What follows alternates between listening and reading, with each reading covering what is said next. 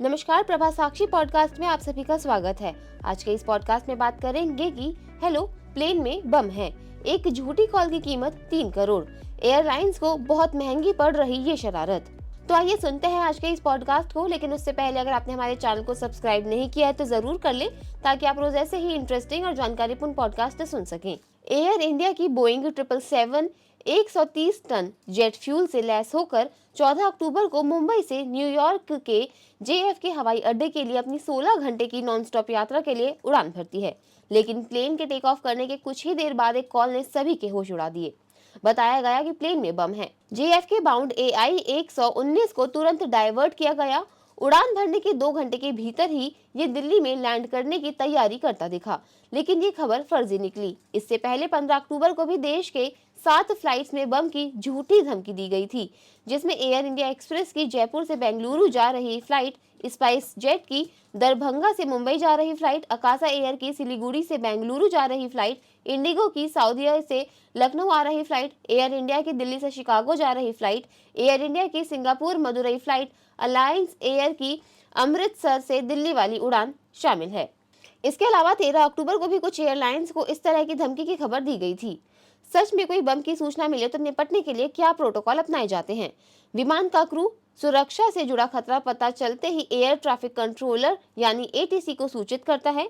ATC विमान के चारों ओर का हवाई क्षेत्र क्लियर कराता है। अगर क्रू ने कोई जानकारी मांगी है तो ATC वह जानकारी भी उपलब्ध करवाता है। विमान को आबादी वाले इलाके से दूर रखने की जिम्मेदारी भी ATC की ही होती है। खतरे की सूचना अगर ग्राउंड स्टाफ को मिलती है तो एक्शन फ्लाइट की लोकेशन पर निर्भर करता है।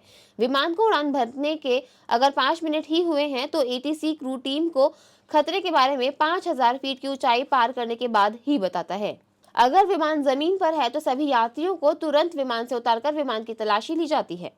फर्जी कॉल से होता है भारी नुकसान।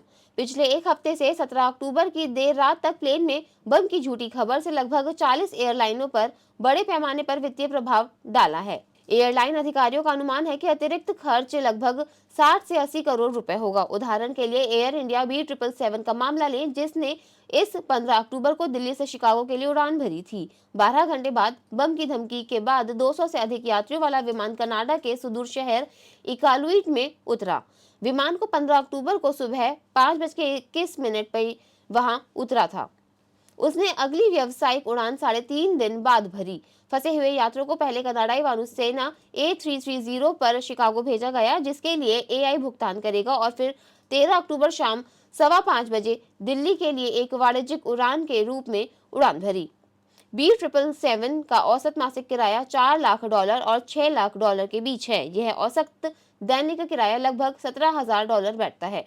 उड़ान न भरने का मतलब है कि हर दिन $17,000 बर्बाद हो जाना। अब अगर यह फर्जी धमकी न होती तो विमान शिकागो पहुंचता और फिर कुछ घंटों बाद नियमित उड़ान के रूप में दिल्ली के लिए रवाना हो जाता। लेकिन शिकागो नहीं पहुंचने का मतलब था कि 200 से अधिक यात्री और चालक दल इकालुइट में फंसे हुए थे, जिनके लिए आवास, भोजन और अन्य बुनियादी आवश्यकताओं की व्यवस्था एक दूर दराज के शहर में की जानी थी। फिर उन्हें कनाडाई वायुसेना के विमान से शिकागो ले जाया गया। इस बीच शिकागो के ओहारे हवाई अड्डे पर दिल्ली जाने वाले यात्रियों से निपटना पड़ा, जिनका विमान इकालुइट में फंसे होने के कारण नहीं आया था। कई लोगों ने कहा कि इस एक धमकी की कुल लागत 15 से 20 करोड़ रुपए से अधिक होगी, जिसमें इतने लंबे समय से बंद पड़े B777 की लागत भी शामिल है। एयरलाइन अधिकारी बता रहे फाइनेंशियल टेरर।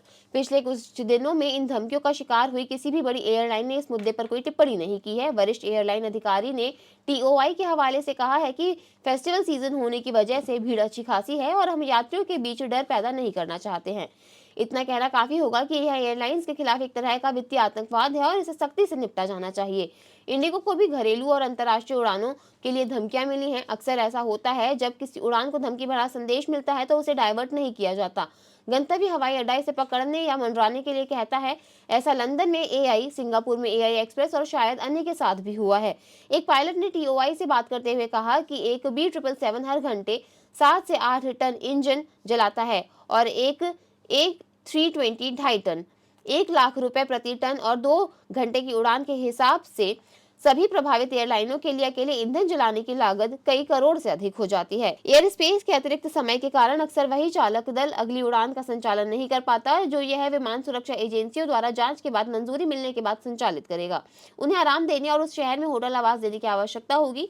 इस भ्रामक संदेश के समय में विमानों का 20 से 25 घंटों तक संचालन से बाहर रहना कोई असामान्य बात नहीं है। एक बड़ी एयरलाइन के वरिष्ठ अधिकारी ने कहा है कि हालांकि यह एक अप्रत्याशित घटना है जो हमारे नियंत्रण से परे है।